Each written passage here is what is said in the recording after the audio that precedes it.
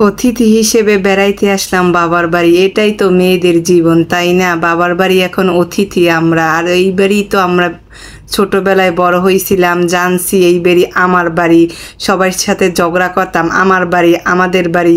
এখন এই বাড়ির অতিথি আমরা। তো আসসালামু আলাইকুম, আপনারা সবাই কেমন আছেন? আলহামদুলিল্লাহ আমরা ভালো আছি। তো এই আর কি, তো ঢাকার উদ্দেশ্যে রওনা দিতে হইব, এই জন্য সুন্দর করে রেডি টেডি হয়ে বের হয়েছি। তো বাবার বাড়ি 1 মাস বেড়াইলাম।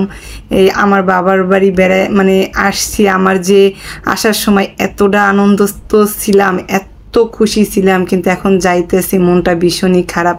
আমাদের মেয়েদের জীবনটাই এই রকমের। কারণ কীরকমের যে যেখানে বড় হয়েছি ওইখানে আর থাকি না, এখন অন্যের বাড়ি অন্যের জায়গা থাকি।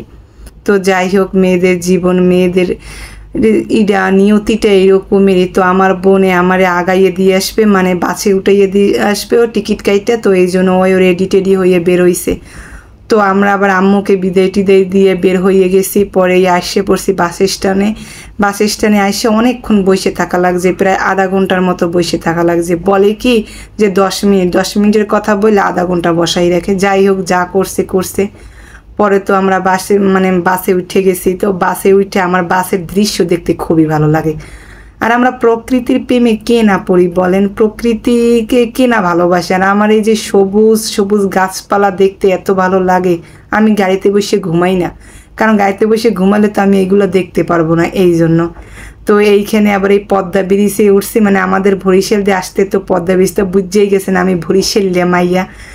তো যাই হোক, যেরকমই হোক, আমি আমার আমার গ্রামের বাড়ি, আমার শহর বরিশালরে আমি অনেক ভালোবাসি।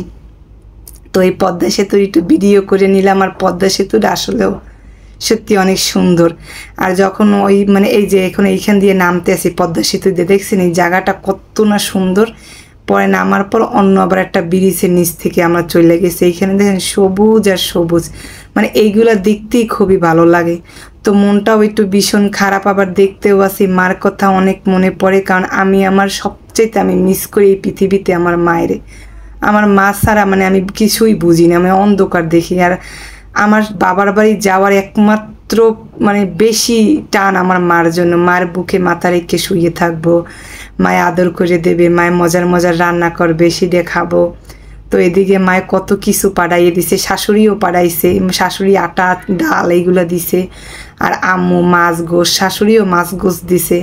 আম্মু রুটি পিঠে বানাইয়ে দিছে, তারপরে গরুর গোশ, এই হাঁসের গোশ এইসব বানাই দিছে জামাইয়ের জন্য। আর আমাদের বরিশালে বাসায় জামাইয়ের রুটি পিঠে খাওয়াইতে ওর আব্বু যায় নাই দেখা আমার কাছে পাঠাইয়ে দিছে। তো এই আর কি, আমাদের জন্য সবাই দোয়া করবেন, আর সবার জন্য শুভকামনা রইল। আল্লাহ হাফেজ।